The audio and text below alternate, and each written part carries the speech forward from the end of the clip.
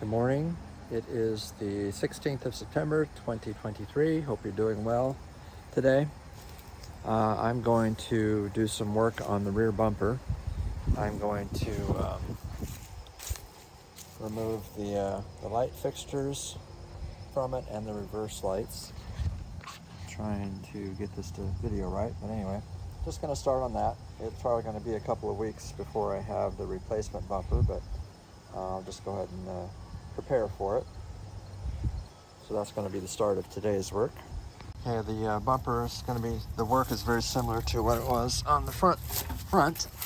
I'll flip it over on its front, and it's got similar types of brackets that are held in place by those bolt setups, just like it was before. I'm going to attempt to remove those. I may or may not be reusing these brackets, I don't know, but I'm going to try and get them off. I'll help get them out of the way of the fixtures, the light fixtures, which are held in place by, I think those are probably 1/2 inch or 7/16 bolts down here. And then these are held in place just like the front parking lamps were. A couple of 3/8 bolts there, and that should come right off. Okay, this is a 5/8 nut, and so far so good. The first one I tried to break loose, broke loose easily, so I'm going to keep trying here, and hopefully I won't have any problems with any of these. Okay, there we go. You heard that? So that one broke loose too, so far so good. That's always a good sign. I need to get a longer extension, I think, to, maybe not, to reach. Yeah, okay, let's try this. Oh yeah, that one came off easy too. All right, good. It's always a good sign when these old bolts break loose without any problems. So far so good. All right, so I've got myself another Ziploc bag with my bolts that I'm taking out, and those bolts are definitely smaller than the ones from the front bumper. I thought these brackets were identical to each other, but they're not quite. I mean, they're very similarly shaped, but I noticed there's a difference right here. So I'm going to label them with my magic marker, so I don't know if it really matters, but just to be safe. And they actually look like they're in pretty good shape, so I'm not sure I really need to replace these brackets at all. This arm is probably a little bit bent, but we'll see. All right, I've removed the 4 light fixtures, the 2 tail light assemblies for the brakes, and also the reverse lamp assemblies. I labeled everything right and left, even though that may not be necessary. I just feel better about doing all that, so those came out nicely. These reverse light assemblies appear to be in good condition. The tail lights, one of them is in good condition. The one I took off from the right side is good. The one I took off from the left side, not so much. I noticed the lens here is cracked right there, and I think there was some water in it, because I felt you can see the water right there, so this whole assembly might have to be replaced. I'm going to save that. This type of stuff, these smaller jobs, I'm trying to save them for winter time and it's cold outside. I'm not going to be out here in the nice sunshine and everything working. I'll work in my shed or whatever. Hopefully I'll have enough heat.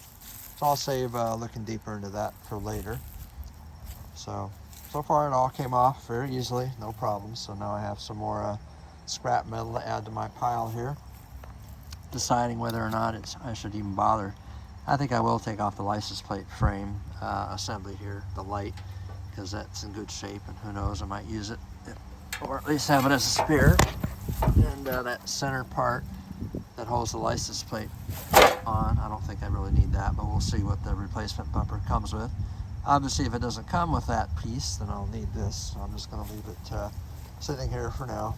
Right after I turned off the video, I happened to look and I noticed these little shims sitting here inside this assembly. They must have been under here, so when I took that bolt off earlier, they must have fallen out. So that's one of the ways they made little adjustments for the way these end pieces sit. Off one-handed. The way these sit on the end here, so that's how they made the adjustments. So they look better, I guess. So I guess I'll hang on to those shims. Even though I said I was going to wait for winter time, I decided, since I'm getting a shipment from Texas anyway that hasn't even been built yet, if they have the lens, then I'll just go ahead and have them throw that in there too. But I'm going to take the cover off now, because if the thing is full of water and it was dripping water, then there's a good chance the interior is messed up enough that I just need the whole assembly. And they might only just sell the whole assembly anyway, I don't know yet, but I'm going to take this off just to look inside and then see about what parts I need to get. Okay, I just took out the 8 Phillips screws that hold the cover on somewhere so I don't lose them. So now we're going to see what this looks like inside. So here we go. Pulls right off like that. The lens comes off. Right here you can really see how badly it's cracked. So it's coming off in 2 pieces. No surprise there. So now here on the end is where all the water is. So I'm going to turn this over a little bit. And actually, it actually looks pretty good inside. So maybe I only had water in there because of the way I temporarily had this bumper stored. The way it was sitting on the car, it might have been shielded from filling up the water. So, unless they force me to have to buy the whole assembly to get the lens, I don't think I need to replace the housing itself. It actually looks really good inside.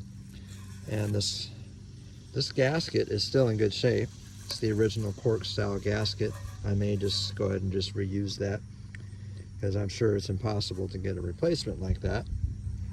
So I'd probably have to build my own, using RTV sealant or something like that. But this gasket actually looks like it's in pretty good condition, so I'm probably just going to reuse it once I get this lens replaced. And this thing here, actually that's not too bad. It might clean up okay with some rubbing compound or something. It doesn't really look that bad, just kind of dirty. So I'm just going to go for the lens right now if I can. And of course, if I want to do it the poor boy's way, I could just, glue that back together. But I'd rather just replace it, especially since right here, where that screw goes on the bottom there, that's not going to seal real well anyway. But that's one thing I could do, is just glue it back together. But I'll probably just get a replacement lens. I'd rather do that. All right, so that I don't get confused later on, because who knows when I'll be putting this all back together on the replacement bumper. I just put the outer piece that retains the lens in there back on the housing. Put the 8 little screws here, just got them started so I don't lose them, don't get mixed up or anything. So all that's left in my bumper bag is just some of the mounting bolts that I use to take the brackets off, just to keep things straight. I noticed there was some water in the bottom of my bucket that I had dumped these reverse light assemblies in, and found out that the one on the right side has been compromised too. It's cracked right here. It's hardly noticeable, but it was enough that there was water inside here. So I decided, I guess I better replace that that reverse lens too on the right side. I don't know if these might be identical on both sides or not. Let's see, CB61 is the part number I see at the top. Yeah, the lenses are identical both sides, so that part is good. Although I see some water on this one too, but I don't think the lens is cracked. It's probably just got water in there because those gaskets, those old cork gaskets, or these might have been rubber, I can't even tell. I think they're cork, just like the other ones were. Might have just been gotten wet like that. So I'm just going to go ahead and replace this lens too while I'm at it. Just do all this at one time. I thought it was kind of cool when I took the little license plate light assembly off. You can clearly see the original Ford part number of this bumper, the rear bumper. I don't know if that's for the entire assembly or just the bar that's on top. So just for the negative side, these are little 5/16 bolts that hold that license plate light in there. This one broke, left it flush with the with that bumper piece. So we'll see what happens when I get my replacement bumper, what kind of shape that's in. Of course, I can easily drill that out, so it's not the end of the world. Just have to, get the appropriate little bolts there. Looks like that's all I'm going to have time for today, the 16th of September. So have a good day.